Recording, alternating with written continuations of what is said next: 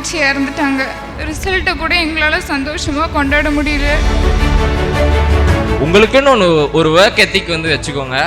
அதை வச்சுட்டு உங்களுக்கு உண்மையாக நீங்கள் வந்து படிச்சிங்கன்னா கண்டிப்பாக கிளியர் பண்ணலாம்.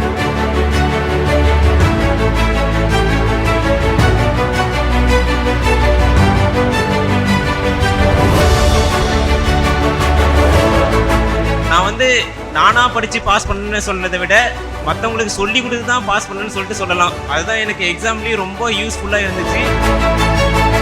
ஒரு ஆசிரியனா அவனுடைய திறமையை கண்டுபிடிச்சேன். நிச்சயமாக இவனை வந்து ஏதாவது ஒரு காம்படேட்டிவ் எக்ஸாமில் கொண்டு போய் நிறுத்தணும் அப்படின்னு சொல்லிட்டு அவன் கூட இருந்தேன். ஸோ அதை கிளியர் பண்ணியிருக்கான்.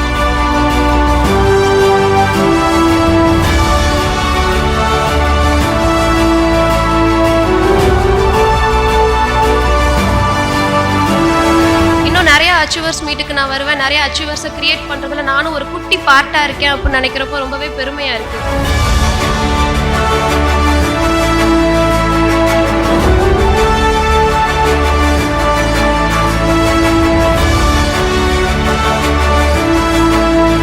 ஆர்ஆர்பி பிஓ ப்ரிலிம்ஸ் கிளியர் பண்ண முடியாத கேண்டிடேட் நான். லாஸ்ட் இயர் நான் நினச்சிருந்தேன் அப்படின்னா போதும் இந்த எக்ஸாமோட விட்டுருக்கலாம். நமக்கான நாள்னு கண்டிப்பாக ஒரு நாள் நிச்சயம் வரும்.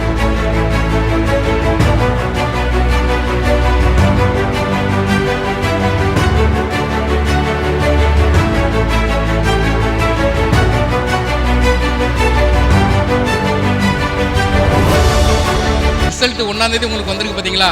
இந்த ஒரு நாளில் எவ்வளோ பெரிய சேஞ்சஸை உருவாக்கிருக்கு தெரியுமா? அந்த சேஞ்சுக்காண்டி நம்ம நல்லா உட்காந்து படிக்கலாம். எக்கனாமிக்கில் நீங்கள் கீழே உள்ள போகிறதே கிடையாது. அப்போ யார் ரியல் ஹீரோனா நீங்கள் தான் ஹீரோ.